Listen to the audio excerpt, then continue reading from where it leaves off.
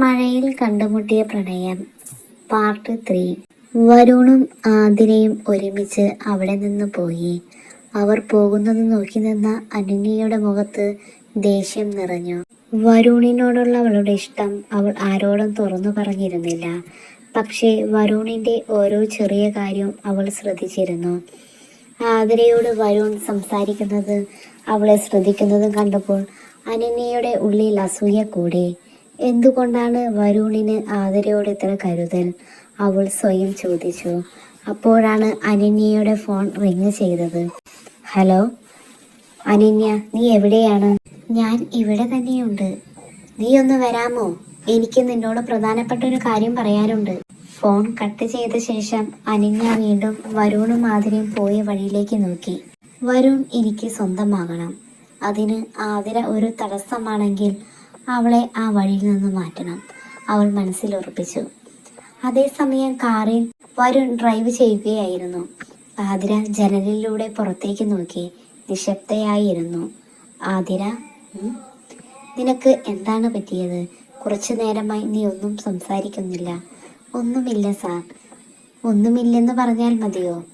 ആതിര പതുക്കെ ചിരിച്ചു. ചില കാര്യങ്ങൾ ആലോചിച്ചതാണ്.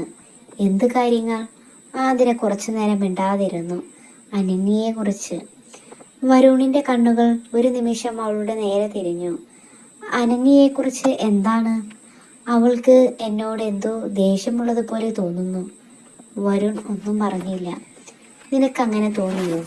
അതെ, ഞാൻ എന്ത് ചെയ്താലും അവൾക്ക് ഇഷ്ടപ്പെടുന്നില്ലെന്ന് തോന്നുന്നു. വരുൺ ചെറിയൊരു പുഞ്ചിരിയോടെ പറഞ്ഞു. നീ അതൊന്നും കാര്യമാക്കണ്ട.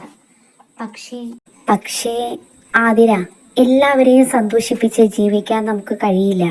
നീ നിന്റെ മനസാക്ഷിക്ക് ശരിയെന്ന് തോന്നുന്നത് ചെയ്യുക. ആ വാക്കുകൾ ആതിരയുടെ മനസ്സിൽ തട്ടി. അവൾ പതുക്കെ ചോദിച്ചു. സാർ, എന്നെക്കുറിച്ച് ആരെങ്കിലും എന്തെങ്കിലും പറഞ്ഞാൽ നിങ്ങൾ വിശ്വസിക്കുമോ? വരുൺ ഉടനെ മറുപടി പറഞ്ഞു. നിന്നെക്കുറിച്ച് ആരെങ്കിലും എന്തു പറഞ്ഞാലും ആദ്യം ഞാൻ നിന്നോട് ചോദിക്കും. ആതിര അവനെ നോക്കി. അവളുടെ മുഖത്ത് ഒരു ചെറിയ പുഞ്ചിരി തെളിഞ്ഞു. അപ്പോഴാണ് വരുണിന്റെ ഫോൺ റിങ് ചെയ്തത്. അവൻ സ്ക്രീനിലേക്ക് നോക്കി. മുഖഭാവം പെട്ടെന്ന് മാറി. ആതിര ശ്രദ്ധിച്ചു. ആരാ സാർ? ഒരു പരിചയക്കാരനാണ്. വരുൺ ഫോൺ എടുത്തു. ഹലോ. മറുവശത്ത് നിന്ന് ആരോ സംസാരിക്കാൻ തുടങ്ങി. വരുണിന്റെ മുഖത്ത് ആശങ്ക നിറഞ്ഞു. എന്ത്? കുറച്ചു നിമിഷം അവ നിശബ്ദയായി കേട്ടു. ശരി, ഞാൻ ഉടനെ വരാം. ഫോൺ കട്ട് ചെയ്തു. ആതിര ചോദിച്ചു. എന്താണ് സംഭവിച്ചത്? വരുൺ കുറച്ചുനേരം മിണ്ടാതെയിരുന്നു. ആതിര, നമുക്ക് ആദ്യം ഒരിടത്തേക്ക് പോകണം. എവിടേക്ക്?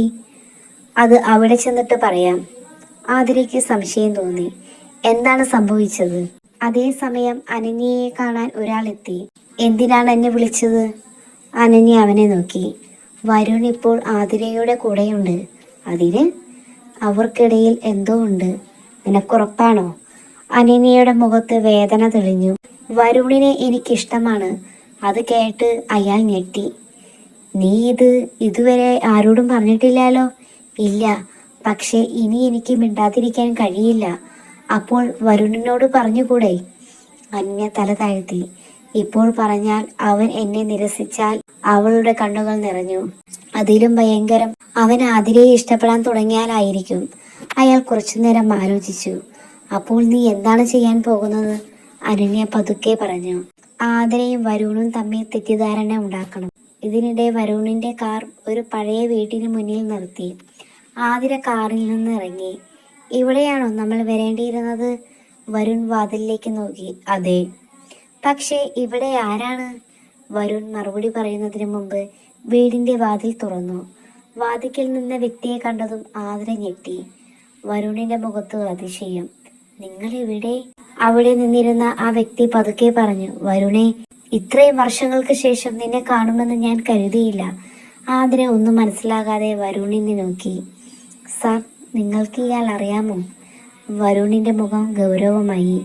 ആതിര, ഇതെന്റെ കഴിഞ്ഞ കാലവുമായി ബന്ധപ്പെട്ട ഒരാളാണ്. ആതിരയുടെ മനസ്സിൽ പുതിയൊരു സംശയം ഉടലെടുത്തു. ആരാണ് അയാൾ? വരുണിന്റെ കഴിഞ്ഞ കാലം എന്താണ് സംഭവിച്ചത്? അതിനിടയിൽ അനന്യ തന്റെ അടുത്ത നീക്കം ആരംഭിച്ചു. തുടരും. അപ്പൊ അടുത്ത പാർട്ട് വേഗം വീഡിയോ ഇഷ്ടപ്പെട്ട് കഴിഞ്ഞാൽ ലൈക്ക് ചെയ്യാനും കമൻറ്റ് ചെയ്യാനും സബ്സ്ക്രൈബ് ചെയ്യാനും മറക്കരുത്. Okay, by.